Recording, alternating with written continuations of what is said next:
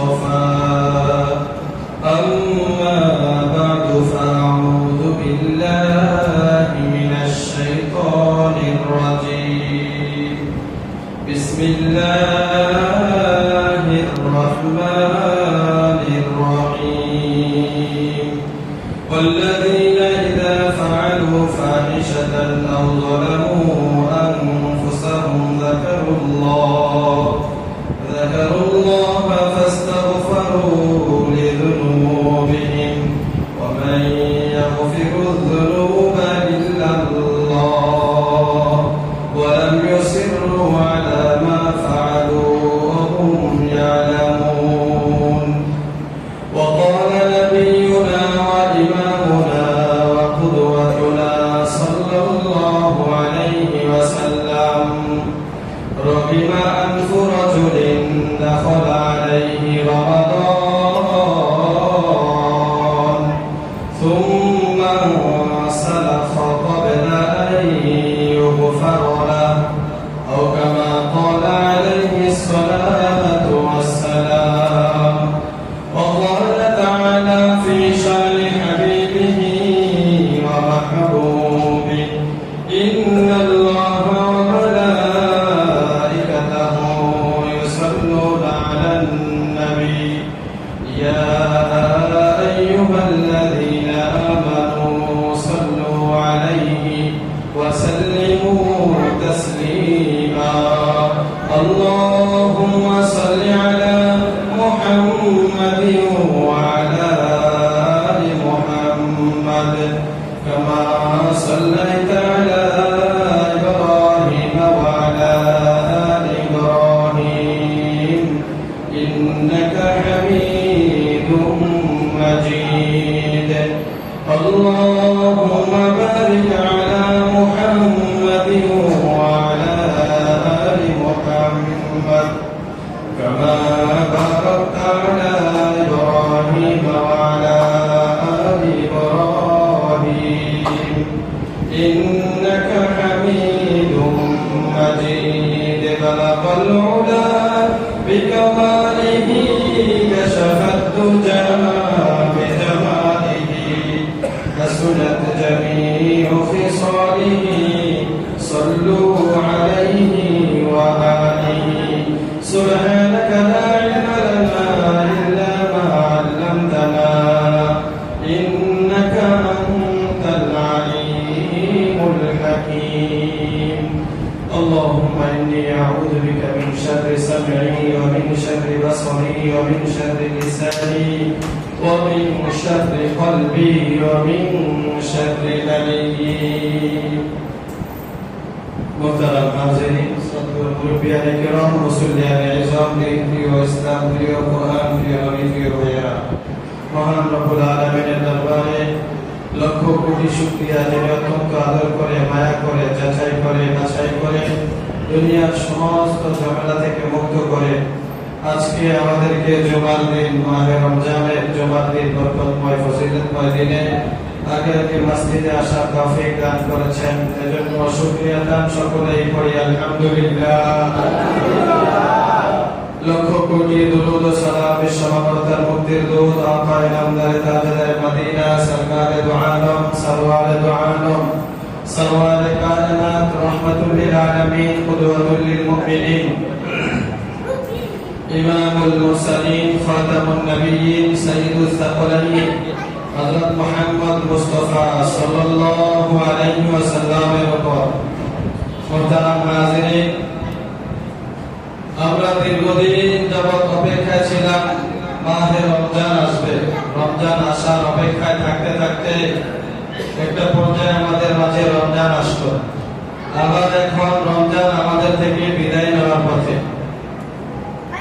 তো দেখতে দেখতে আমাদের থেকে প্রায় 23টি দিন অতিক্রম করছে আজকে 23তম দিন শুরু থেকে এই 23 দিনের মধ্যে আমাদের কার আমলনামায় কি আমল আমরা জমা করেছি আমাদের ভান্ডারে কি জমা হয়েছে আমরা নিজেরা এই ব্যাপারে জানি সবাই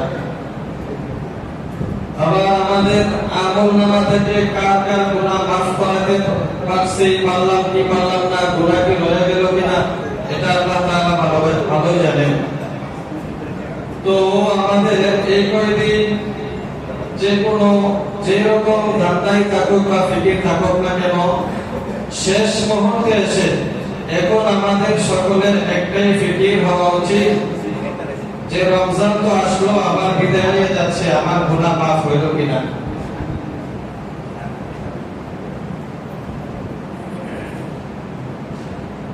তো গুনাহ মাফ হইল কিনা এটা থাকতে হবে এখন সর্বপ্রথম আমাদের ফিকির। যে ৬-৭ দিন আর সময় আছে, এই ৬-৭ দিনে আমাদের প্রধান কাজ কি হবে? গুনাহ মাফ হয়েছে কিনা এটা আমাদের ফিকির থাকবে। এরপর অন্যান্য কাজ এটা প্রয়োজনের খাতিরে করব, কিন্তু আমার যেন ফিকির থাকে কিরে রমজান তো আসলো, আমার তো চলে যাচ্ছে, আমার গুনাহ মাফ হইল কিনা।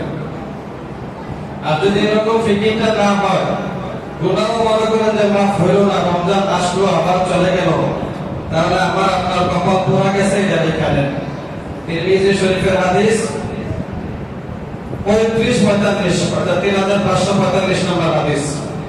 عن ابي هريره رضي الله تعالى عنه قال قال رسول الله صلى الله عليه وسلم নবীজির প্রিয় সাহাবী হযরত আবু হুরায়রা রাদিয়াল্লাহু তাআলা আনহু বলেন, আল্লাহর রাসূল সাল্লাল্লাহু আলাইহি ওয়াসাল্লাম বলেছেন, রবিমা আনফু রাজুলিন দাখালা আলাইহি রমাদান। ওই লোকের নাক ভুলুণ্ঠিত হোক, নাক কাটা যাক, বেইজ্জতি হোক, ওই লোকের কপাল পোড়া যাক, ওই লোকটা ধ্বংস হোক।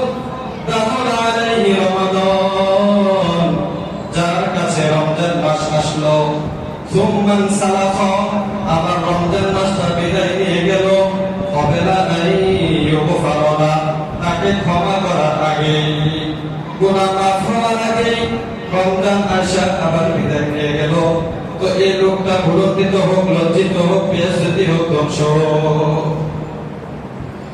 নবীজি সাল্লাল্লাহু আলাইহি ওয়াসাল্লাম বলেন, রহমতের আধার, দয়ার সাগর, ভালোবাসার কোনো কমতি ছিল না উম্মতের প্রতি। উম্মতের জন্য পুরা জিন্দেগি, উম্মতের জন্য উৎসর্গ করে দিলেন, পুরা জিন্দেগি উম্মতের পিছনে ব্যয় করলেন। এখনো রওজা মুবারকে দয়ার নবী আমার জন্য, আপনার জন্য কান্না করেন উম্মতি বলে। সে নবীর জবান থেকে এত কঠিন কথা বের হইল যে যার কাছে রমজান আসলো, আবার রমজান আইসা চলে গেল, কিন্তু তার গুনাহ মাফ হইল না, সে লোকটা ধ্বংস হোক। এমন মনে করলেন কথাটা। রমজান তো আসতেছে বারবার, আমার আপনার জীবনে কত রমজান আসলো, কত রমজান গেল। যারা এখানে বয়স্ক আছে, মুরব্বী 60-70-80 বছর বয়সে, তো দেখেন না আপনার জীবনে আমার জীবনে কতগুলো রমজান আসলো। এই ফিকিরটা কয়দিন করছি যে রমজান তো চলে যাচ্ছে, আরে আমার গুনাহ মাফ হইল কিনা। তো গুনাহ যদি থাকে গেল, মাফ হইল না, নিজেকে পরিবর্তন করতে পারলাম না, তাই এই রমজান আমার থেকে আইসাতে চলে গেল, এর দ্বারা আমি কি ফায়দা হাসিল করলাম? রমজানের মূল মাকসাদ এটাই তো ছিল যে বান্দাকে মুত্তাকি বানিয়ে দিবে। শুরুতে যে আলোচনা করেছিলাম আমরা, রমজানের শুরুতে আল্লাহ তাআলা রমজানের রোজার যে বিধান দিয়েছেন, এই আয়াতের মধ্যে তো এই কথাটাই বলেছেন সূরা বাকারার মধ্যে, ইয়া আইয়ুহাল্লাযীনা আমানু কুতিবা আলাইকুমুস সিয়াম কামা কুতিবা আলাল্লাযীনা মিন ক্বাবলিকুম লাআল্লাকুম তাত্তাকুন। ও ঈমানদাররা, তোমাদের উপরে রমজানের রোজাকে ফরজ করে দেওয়া হয়েছে, যেমনি ভাবে তোমাদের পূর্ববর্তীদের উপর ফরজ করা হয়েছে। রমজানের রোজা ফরজ করা হয়েছে, উদ্দেশ্য হলো লাআল্লাকুম তাত্তাকুন, তোমরা যেন মুত্তাকি হয়ে যেতে পারো। মুত্তাকি যেন তোমরা হও, এটা হলো মাহে রমজানের প্রধান মাকসাদ, প্রধান উদ্দেশ্য। মুত্তাকি হলো আল্লাহকে ভয় করে চলা, পিছনের সব গুনাহ থেকে তওবা করা, ভবিষ্যতে গুনাহ না করা। এতটুকু সবক আমার আপনার হাসিল হইল কিনা, এটা এখন ফিকির করার সময় আসছে। রমজান শেষ মুহূর্তে এখন আমার আপনার এই ফিকিরটা ঢুকতে হবে যে রমজান তো আসছিল আমাকে মুত্তাকি বানানোর জন্য। মুত্তাকি মানে হলো আল্লাহকে ভয় করে চলা, পিছনের গুনাহ থেকে তওবা করে ফিরে আসা, ভবিষ্যতে গুনাহ না করা। তো আমি আপনি যেই লাউ সেই কদু, আগেও যে বদঅভ্যাস ছিল এখনো বদঅভ্যাস, আগেও চোখের খেয়ালত করতেন, কুদৃষ্টি দিতেন, বেগানা নারীদেরকে দেখতেন, এখনো দেখতেছেন। আগেও হারাম খাইতেন, রমজান আসার পর হারাম লেনদেন বন্ধ করলেন না, আগেও মিথ্যা কথা বলতেন, চতুরকরি করতেন, গীবত করতেন, রমজান আসার পরেও যে সেই, তাহলে এই রমজান আমার আপনার কি ফায়দা হইল? তাহলে এই অল্প কটা দিন আমার আপনার এই ফিকিরটা থাকতে হবে, সর্বোচ্চ ফিকির যে আমার গুনাহ মাফ হইল কিনা। রমজান তো বিদায় নিয়ে যাচ্ছে, আরে আমি কি গুনাহগারী রয়ে গেলাম কিনা। তাহলে কিন্তু বদদোয়া, নবীজির বদদোয়া ধ্বংস, বেয়াজ্জতি নিশ্চিত। বেয়াজ্জতির মালা গলায় পড়া লাগতে পারে যদি আমি আপনি গুনাহ মাফ না করাতে পারি। তাহলে ফিকির থাকতে হবে গুনাহ মাফ করানোর ফিকির।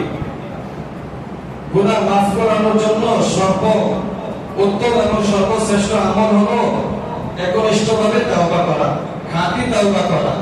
পিছনের জিন্দেগিতে যত গুনাহ করেছি এই গুনাহের জন্য খাঁটিভাবে তাওবা করা।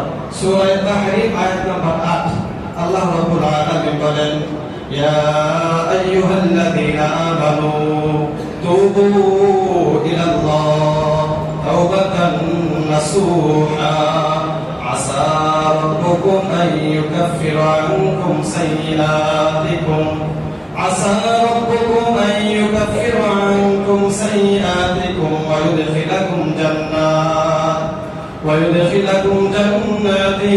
تجري من تحتها الأنهار। আল্লাহ রাব্বুল আলামিন বড় মায়া করে, বড় আদর করে ঈমানদার বান্দাদেরকে ডাক দিয়ে বলেন, ও আমার ঈমানদার বান্দারা, তোমরা তোমাদের কৃতকর্মের জন্য, গুনাহের জন্য আল্লাহ তাআলার কাছে খাঁটি তাওবা করো। এমন তাওবা করো যে তাওবার পরে আর কোনো নাফরমানিতে লিপ্ত হবে না, এরকম দৃঢ় প্রতিজ্ঞার সাথে তাওবা করা, এটাকে বলে খাঁটি তাওবা। যদি খাঁটি তাওবা করতে পারো, আসা রাব্বুকুম আন ইউকাফিরা আনকুম সাইয়্যাতিকুম, তাহলে আশা করা যায় তোমাদের রব তোমাদের গুনাহগুলোকে মাফ করে দিবেন। সুবহানাল্লাহ। খাঁটি তাওবা করলে এই আশা আছে, রব নিজে ওয়াদা দিয়েছেন, বলেছেন যে বান্দা আশা করতে পারো তোমার গুনাহ মাফ করে দেওয়া হয়েছে।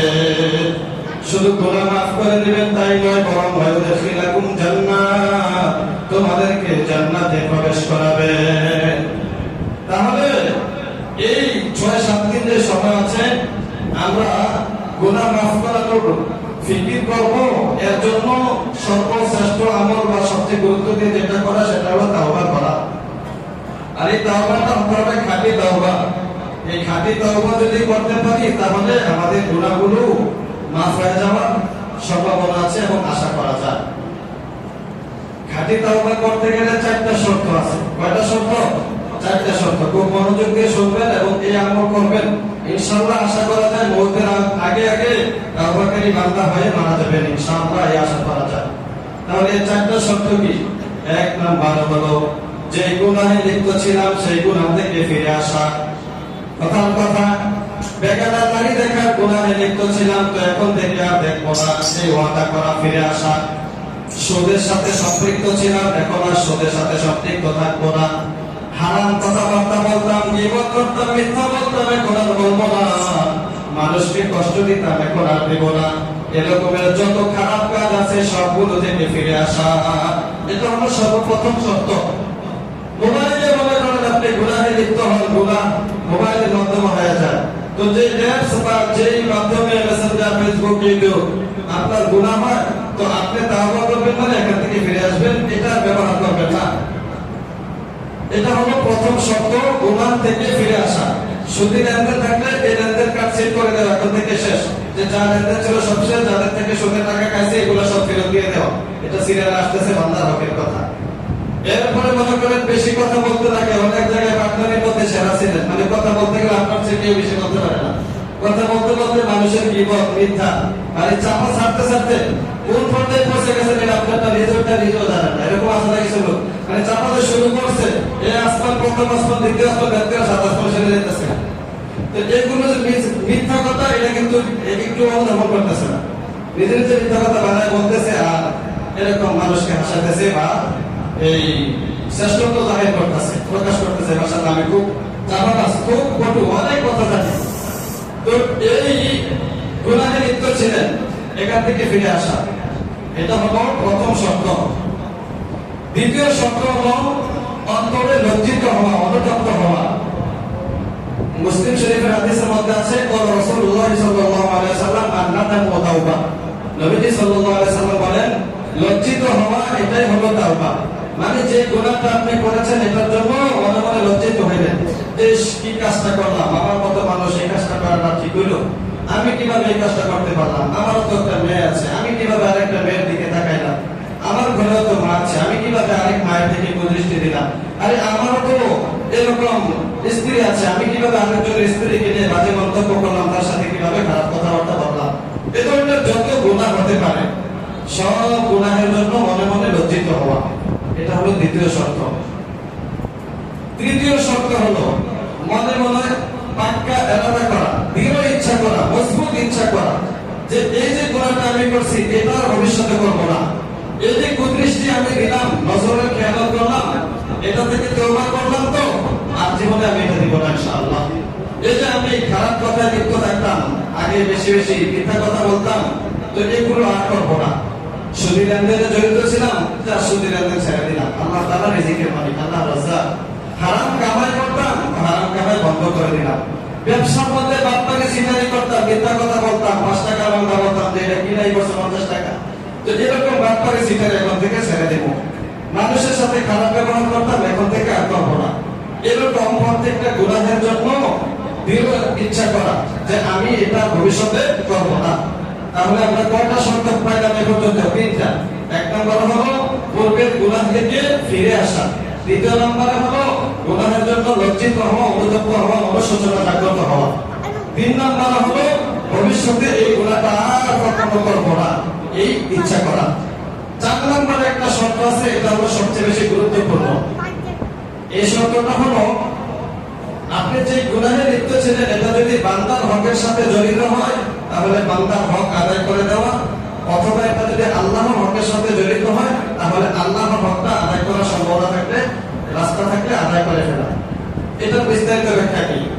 আপনি একজন থেকে টাকা পাইয়া গেছেন, দোকানে থেকে বাকি গেছেন, আর দোকানের বাকি দেন নাই, তো এখন তো আবার করতেছেন সবে কদরে, আল্লাহ আমি দোকান বাকি খাই এত টাকা, আর দোকান খাই এসে বললাম বাকি টাকাটা দিলাম না, মাফ করে দিয়ে আপনি সারা কাঁদতে পারবেন, গুনাহ কি হবে না? মাফ হবে না। তাহলে 4 নম্বর শর্ত হলো সবচেয়ে বেশি গুরুত্বপূর্ণ। আরেকজন জমি দখল করে নিয়ে এসে বসছেন, এবার আপনি হাজী সাহেব হজ করতে গেছেন, আবার সব আমল করেন, কান্নাকাটি খুব করেন, কিন্তু এইভাবে কান্নাকাটি যে করতেছেন এটা আবার আপনার কবুল হবে না, কারণ আপনার শর্ত বাকি রয়ে গেছে। শর্তটা কি? ওই যে জমিটা খাইছেন ওই জমিটা আবার দিয়ে দিতে হবে বুঝাইয়া, যার জমিটা দখল করছেন তার তাকে বুঝিয়ে দিয়ে দিতে হবে। সুদে টাকা মানুষকে দিয়েছেন আর থেকে লাভ খাইছেন, 1 লক্ষ টাকা 4,500 টাকা খাইছেন, এখন খুব তাওবা করতেছেন, আল্লাহ আমার মাফ করে দেন, লাইলাতুল কদরে আপনি বান্দারে মাফ করেন, রোজার মাস কত মানুষের মাফ করতেছেন, আমার মাফ করে দেন।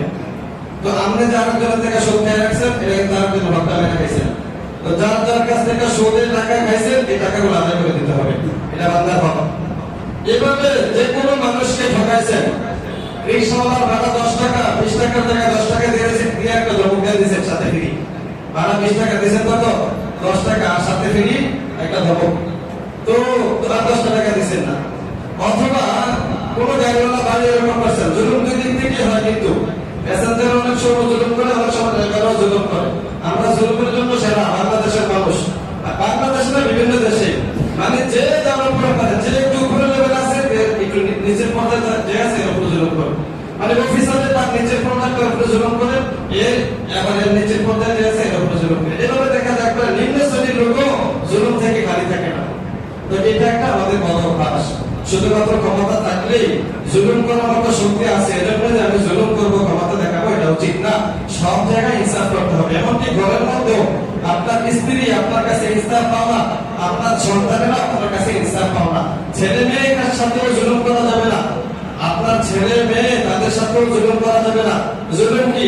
তাদেরকে আপনি ঠকাইতে পারবেন না, তাদেরকে এরকম ভাবে ব্যয় করা যেটা উচিত না, এরকম শাসন করা যাবে না। স্ত্রীকে এরকম ভাবে গালিগালাজ করলেন যেটা উচিত ছিল না, এটা করা যাবে না। তাকে হাত উঠানো যাবে না। শরীয়ত সম্মতভাবে যেটা বৈধ আছে সেটার কথা ভিন্ন, সেটা পর্যায়ক্রমে এবং খুবই হালকা ভাবে শাসন করা যায়, কিন্তু আপনি কথায় কথা তার সাথে রাগ দেখালেন, চেতাচেতি করলেন, এভাবে আমরা আমাদের অধীনস্থদের উপরে অনেক জুলুম করে ফেলি। তো অনেক সময় দেখা যায় ড্রাইভার ওই প্যাসেঞ্জার থেকে চিনে না জানে না ওনার থেকে ভাড়া বেশি নিয়ে নেয়। তো এটাও করা যাবে না। এখানেও জুলুমের এই যে অংশটা আছে এখান থেকে আমাদেরকে ফিরে আসতে হবে, বিরত থাকতে হবে। প্রত্যেকটা ক্ষেত্রে এরকম জুলুমের সুযোগ থাকে। তো ইমানদার মুত্তাকি বান্দারা জুলুম করবে না, সুযোগ পাইলেও তারা জুলুম করবে না। গুনাহ করা একটা বান্দা নিজের উপরে নিজে জুলুম করা, চোখের খেয়ানত করা একটা নিজের উপরে নিজে জুলুম করা। আপনি নীরবে হাঁটতেছেন, কোথাও কেউ নাই, পাশ দিয়ে একটা মহিলা গেল, একটা মেয়ে গেল, আপনি চোখ দিয়ে দেখলেন, তো নিজের প্রতি জুলুম করলেন। তো যেটা বলতেছিলাম, আপনি যে গুনাহটা করেছেন এটা যদি কোনো বান্দার সাথে সম্পৃক্ত হয়, 4 নম্বর শর্ত, বান্দার সাথে সম্পৃক্ত হলে এটা তওবা, খাঁটি তওবা করার জন্য শর্ত হলো বান্দার হকটা আগে আদায় করে দিতে হবে। আর যদি এটা আল্লাহর সাথে সম্পৃক্ত হয় তাহলে আল্লাহর হকের ক্ষেত্রে কোনো হক আদায় করার পরবর্তীতে চান্স থাকে, সুযোগ থাকে, আর কোনো হক আদায় করার সুযোগ থাকে না, এটার জন্য মাফ চাইতে হয়। যেমন আপনি যাকাত কয়েক বছর যাবত দেন নাই, গত বছর মনে করেন আপনার যাকাত আসছিল 1 লক্ষ টাকা, আপনি যাকাত দিয়েছেন 50,000 টাকা, তাহলে এই ক্ষেত্রে আপনি আল্লাহর হক নষ্ট করেছেন, পাশাপাশি আরেক দৃষ্টিকোণ থেকে বান্দার হক নষ্ট করেছেন। কারণ যাকাতের যে সম্পত্তিটা আপনার কাছে ছিল, যাকাত দিতে হবে, এটা আপনার হক হয় না, এটা আরেকজনের হক হয়ে গেছে। আপনি এই কথা বলার সুযোগ নাই, আমি তো কষ্ট করে কামাই করছি, এটা আমার টাকা, এই কথা বলতে পারবেন না। এখান থেকে যেটা যাকাত আসছে এটা আরেকজনের হয়ে গেছে অলরেডি। এটা কার নির্দিষ্ট মালিক হয়েছে না, তবে অন্যজনের হয়ে গেছে, এটা নিশ্চিত। তো এই ক্ষেত্রে আপনার তওবা করলে মাফ হবে না, কি করতে হবে? পূর্বের যাকাতগুলো আদায় করে দিতে হবে। আস্তে আস্তে যে আমার আগের এই যাকাতগুলো বাকি ছিল ওইগুলো দেই নাই, আদায় করতে হবে। হজের তৌফিক হয়েছে আপনার, কিন্তু হজ করেন নাই, আর তওবা করতেছেন, আল্লাহ মাফ করে দিও, আল্লাহ মাফ করে দিও। আপনার তো এখনো সুযোগ আছে, তো আপনি যেটা মাফ চাইলে হবে না, এটার জন্য হজ করতে হবে। নামাজ কাজা হয়ে গেছে, এই নামাজ কাজার ক্ষেত্রে এই মাসআলা, আপনার এই নামাজগুলো পরবর্তীতে আদায় করে নাও। অনেক নামাজ কাজা হয়ে গেছে, জানা নাই কত অর্থ কাজা হয়েছে। এক্ষেত্রে অনেক ভুল মাসআলা আমাদের সমাজে প্রচলিত আছে। অনেকে বলে বেড়ায়, ইউটিউবে বলে বেড়ায় যে উমরি কাজা নামে কোনো কাজা নামাজ নাই, কোনো নামাজ নাই, কাজা নামাজ এগুলা পড়তে হয় না। তাওবা করলে আল্লাহ তাআলা 80 বছরের গুনাহকে মাফ করে দেন। তাওবা করলে যে আল্লাহ মাফ করেন কথাটাও ঠিক, এবং কোন 80 বছরের একটা কাফের যদি মুসলমান হয় তাহলে তার পেছনে সব গুনাহ মাফ হয়ে যাবে, এটাও ঠিক। কিন্তু মুসলমান হওয়ার পরে, বালেগ হওয়া মাত্রই তার উপরে নামাজ ফরজ হয়েছে, কাফের উপরে তো নামাজ ফরজ না। তো কাফের 100 বছর কাফের থাকলেও তার উপরে কোনো নামাজ ফরজ ছিল না। ইসলাম ধর্ম গ্রহণ করেছে মানে এখন থেকে তার উপরে বিধিবিধান প্রযোজ্য হবে। আগে কি করছে না করছে সব মাফ। মুসলমানের ক্ষেত্রে এরকম না, মুসলমান প্রাপ্ত বয়স্ক হওয়ার সাথে সাথে তার উপরে শরীয়তের বিধিবিধান প্রযোজ্য হয়। তো এই জন্য আপনার বালেগ হওয়ার পরে নামাজ পড়ে নাই অনেক বছর, এরপরে নামাজ ধরছেন 7 বছর পরে, তো এটা আপনার অনেক বছর নামাজ কাটা হয়ে গেছে, এগুলো পড়তে হবে। বলবেন যে এগুলো তো নির্দিষ্ট হিসাব নাই, তো হিসাব নির্দিষ্ট না থাকলেও আনুমানিক একটা হিসাব থাকে। কথার কথা আপনি নামাজে হয়েছেন কত বছর থেকে, এটা আপনার মাথায় একটু চিন্তা করলে মাথায় পেয়ে যাবেন যে মনে হয় 20 বছর বয়সে থেকে নামাজ ধরছে, মনে হয় 25 বছর, তো মনে হয় যে এখান থেকে ধরা শুরু করে, মনে হয় 25 বছর থেকে আপনি নামাজ শুরু করেছেন। তাহলে 12 বছরও যদি বালক হয়ে থাকেন, এর থেকে নিয়ে 12 থেকে 25 বছরের থেকে যে কয় বছর লাগে, এই কয় বছর আপনি নামাজ পড়েন নাই, এখন কি করবেন? আপনার এটা খাতার মধ্যে লিখবেন 12 থেকে 25 কত বছর হইল? এই 13 বছর। তো 13 বছরের ভিতরে আপনার নামাজ 13 বছরের দিন কয়টা হয়? আরবি মাস অনুযায়ী যদি ধরেন 360 দিন বা কম বেশি হয়, ইংরেজি মাস অনুযায়ী ধরলে 365 দিন। তো 365 দিনে 1 বছর, এরকম 13 বছরে কত দিন হয়? 365 গুণ 13, এত দিন হয়েছে। একদিনে 5 ওয়াক্ত নামাজ, তাহলে এত দিন আমার 5 দিয়ে গুণ দেন, তাহলে এত ওয়াক্ত নামাজ আপনার জমা হয়ে গেছে। হিসাব পাইলেন না? এই হিসাব জমা হয়ে গেছে। এবার আপনি প্রত্যেক নামাজের আগে পরে যখনই নামাজ পড়েন, এই 2-1 রাকাত করে গানে 2-1 ওয়াক্ত করে কাজা করে নেন। মনে করেন আজকে জুমার নামাজ পড়তে আসছেন, জুমার আগে দিয়া আপনি জুমার কাজা নামাজ দিয়ে, জুমার কাজা হয় না, যদি এটা যোগ করতে হবে, জুমার জন্য আপনার কাজা হয় না, এটার জন্য যোগ করতে হয়। এরপরে ফজরের সময় আসলেন, তো আপনি অতীতে যে আমার জীবনে যে ফজরের নামাজগুলো কাজা আছে, এখান থেকে প্রথমটা আজকে পড়তাছি 2 রাকাত ফরজ, আল্লাহু আকবার। পরের দিন আবার আমার যে ফজরের নামাজ কাজা আছে, সেখান থেকে প্রথম দিন বলতে আগেরটা তো গেছে, একটা গেছে, এরপরে যেটা আছে ওইটা কাজা করতেছি। এভাবে আপনি মত পর্যন্ত চেষ্টা চালিয়ে যেতে হবে, কাজাগুলো আদায় করতে হবে। এরপরে সবগুলো আদায় না হবে সেটা ভিন্ন বিষয়, যে আল্লাহ হায়াতে দেওয়ার পাইলাম না, আমি তো তাও ইস্তিগফার করেছি, চেষ্টাও করেছি, তাহলে উমরি কাজা আছে। উমরি কাজা যে নাই বিষয়টা এমন না, উমরি কাজাও করতে হবে। তাহলে এই আল্লাহর হকগুলো এইভাবে আদায় করতে হবে। যাকাত না দিয়ে থাকলে দিতে হবে, হজ না করে থাকলে করতে হবে, নামাজ কাজা হয়ে থাকলে কাজা আদায় করে দিতে হবে। এই বিষয়গুলো হলো আল্লাহ তাআলার হক। আর বান্দার হক, বান্দার হক তো ছাড়া কোনো সুযোগই নাই। বান্দার হকের ক্ষেত্রে কোনো ছাড় নাই, বান্দার হক আদায় অবশ্যই করতে হবে। তাহলে এটা হলো এই তাওবার 4 নম্বর শর্ত। 4টা শর্ত হচ্ছে, মনে আছে 4টা শর্ত? 1 নম্বর শর্ত কি বলেন দেখি, ভুলে গেছেন? তাওবা কবুল হওয়ার জন্য কয়টা শর্ত? 4টা শর্ত। 1 নম্বর শর্ত হলো পূর্বের গুনাহ থেকে ফিরে আসা। 1 নম্বর শর্ত কি? 2 নম্বর শর্ত হলো গুনাহের জন্য লজ্জিত হওয়া। 3 নম্বর শর্ত কি? লজ্জিত হওয়া, অনুশোচনা হওয়া, ভিতরে অনুশোচনা জাগ্রত হওয়া, তাই আমি কাজটা করছি ঠিক হয় না, আমার মতো মানুষ এটা কিভাবে করলাম, অনেক খারাপ কাজ করে ফেলছি আমি। 3 নম্বর শর্ত হলো ভবিষ্যতে এই গুনাহটা আর করবো না, এই আলাদা করা। 4 নম্বর শর্ত হলো বান্দার হক যদি আমার দায়িত্বে থেকে থাকে এই হক আদায় করা, আল্লাহর হক থেকে থাকলে সেই হক আদায় করা। এই 4টা শর্তে যদি কে তাওবা করতে পারে তাহলে আল্লাহ তাআলা তাকে মাফ করে দিবেন। সুবহানাল্লাহ। এখন কথা হলো যে ওগুলো দেখা যায় সব শর্ত আদায় করলাম, আদায় করার পরেও তাওবা করলাম, কিন্তু দেখা যায় কিছুদিন পরে তাওবা হয়ে গেছে। এই 1 সপ্তাহ গেছে না, 2 দিনও গেছে না, আবার আগের গুনাহে লিপ্ত হয়ে গেলাম। এটার জন্য কি করণীয়? তো এটার জন্য করণীয় হলো আপনি নফস শয়তানের কাছে পরাস্ত হওয়া যাবে না। নফসের সাথে আপনি যুদ্ধ চালিয়ে যেতে হবে। এই গুনাহ থেকে বাঁচার জন্য তাওবার ময়দানে আপনাকে যুদ্ধে লিপ্ত থাকতে হবে, মৃত্যু পর্যন্ত যুদ্ধ চালিয়ে যেতে হবে। একবার নফস জয় লাভ করবেন, আরেকবার আপনি জয় পাবেন। একবার দেখবেন শয়তান বিজয় হয়ে গেছে, আরেকবার আপনি বিজয় হবেন। একবার শয়তান আপনাকে পরাজয় করে ফেলেছে, আরেকবার আপনি বিজয় হয়ে যাবেন। এরকম করে যুদ্ধ চালিয়ে যেতে হবে মৃত্যু পর্যন্ত। এক পর্যায়ে যখন আপনি যুদ্ধ করতে তাওবা করতে আল্লাহ তাআলা যখন যেদিন আপনার তাকদীরের মধ্যে মৃত্যুর ফয়সালা লিখে রেখেছেন, মালাকুল মউত যেদিন এসে যাবে, সেদিন যদি আপনি শয়তানের সাথে যুদ্ধ করে, নফসের সাথে যুদ্ধ করে জয়ী হতে পারেন, তাহলে ইনশাআল্লাহ আপনি সফলকাম হয়ে যাবেন ইনশাআল্লাহ। আশা করা যায় আল্লাহ তাআলা তাওবাকারী বান্দাদের অন্তর্ভুক্ত করবেন। আর তাওবাকারী বান্দাদেরকে আল্লাহ তাআলা ক্ষমা করে দেন। আল্লাহ তাআলা তাওবাকারী বান্দাদেরকে ভালোবাসেন। আল্লাহ রাব্বুল আলামিন বলেন, ইন্নাল্লাহা ইউহিব্বুত তাওয়াবিন। নিশ্চয় আল্লাহ তাআলা তাওবাকারী বান্দাকে ভালোবাসেন। আল্লাহ তাআলা তো এমন আল্লাহ, এমন দয়ালু মালিক, এমন দয়ালু মালিক, গুনাহগারকে শুধু গুনাহ মাফ করেন না, বরং তাওবা করার কারণে তাকে প্রিয় বান্দাও বানিয়ে নেন। সুবহানাল্লাহ। গুনাহগারকে শুধু গুনাহ মাফ করে দিয়েছেন, এতেই ক্ষান্ত না। আমি আপনি কি করতাম?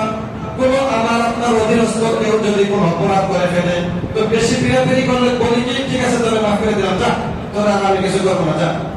কিন্তু আল্লাহ তাআলা শুধু এতটুকুই না, বরং মাফ করে দিয়ে আমার কাছে টেনে নেন। সুবহানাল্লাহ। আমার কাছে টেনে আনেন।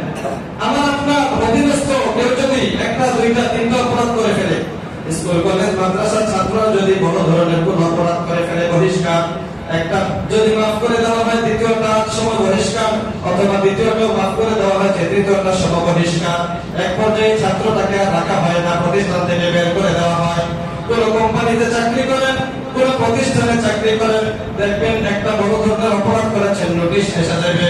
যদিও এটা ক্ষমা করে দেওয়া হয়, পরের নোটিশে আপনাকে বিদায় করে দেওয়া হবে, অথবা এর পরের নোটিশে আপনাকে কান ধরে ঘাট ধরে বের করে দেওয়া হবে। রব্বুল আলামিন এমন না, বরং হাজারো অপরাধ করার পরে, হাজারো গুনাহ করার পরে বান্দা যদি কানে দিলে তাওবা করতে পারে, তো আল্লাহ তাআলা কান ধরে বের করে দেন না, বরং কানে ধরে আমার টেনে টেনে কাছে নিয়ে আসে। সুবহানাল্লাহ। বান্দাকে রব্বুল আলামিন বের করেন না, কুদরতি হাত দ্বারা কানে ধরে আবার নিয়ে আসেন। বান্দা কোথায় যাবি? যাওয়ার তো কোনো জায়গা নাই। ও বান্দা, গুনাহ করেছিস, তাওবা করেছিস, তাওবার কারণে বান্দা তোকে আমি দূরে ছেড়ে দেব না, বরং তুই তাওবা করে আমার প্রিয় পাত্র হয়ে গেলি। মুসলিম শরীফের হাদিসের মধ্যে আছে, বলা রাসূলুল্লাহ সাল্লাল্লাহু আলাইহি ওয়াসাল্লাম, আল্লাহু আফরাহু, আল্লাহু আশাদ্দু ফারহান বিতাওবাতি আহাদিকুম মিন দাল্লাতি ইযা ওয়াজাদাহা। নবীজি সাল্লাল্লাহু আলাইহি ওয়াসাল্লাম বলেন, তোমাদের কেউ যখন তার কোন হারানো বস্তুকে ফিরে পায়, হারানো বস্তু ফিরে পাওয়ার পরে এই লোকটা যেমন খুশি হয়ে যায়, রব্বুল আলামিন কোন বান্দা যখন অবাধ্য হয়ে যায়, গুনাহগার হয়ে যায়, আবার তাওবা করে সংশোধন হয়ে গেছে, আল্লাহর দরবারে আবার ফিরে এসেছে, তো সেই বান্দাটাকে পেয়ে আল্লাহ তাআলা ওই বান্দার চাইতে আরো বেশি খুশি হয়ে যায়। সুবহানাল্লাহ। আর হাদিসের মধ্যে বিস্তারিত আলোচনা নবীজি সাল্লাল্লাহু আলাইহি ওয়াসাল্লাম বলেন, মনে করো তোমাদের কোন ব্যক্তি কোন মুসাফির সফর করার জন্য বের হয়েছে, সাথে বাহন আছে, বাহনের মধ্যে খাবার আছে, পানিও আছে, তার প্রয়োজনীয় মাল সামান আছে। এবার মুসাফির আল্লাহর নামে পথ চলা শুরু করে দিল, মরুভূমির মাঝখানে গেল, যাওয়ার পরে ক্লান্ত হয়ে গেল। মুসাফির এবার চিন্তা করলো একটু বিশ্রাম করার জন্য মুসাফির এক জায়গায় শুইল।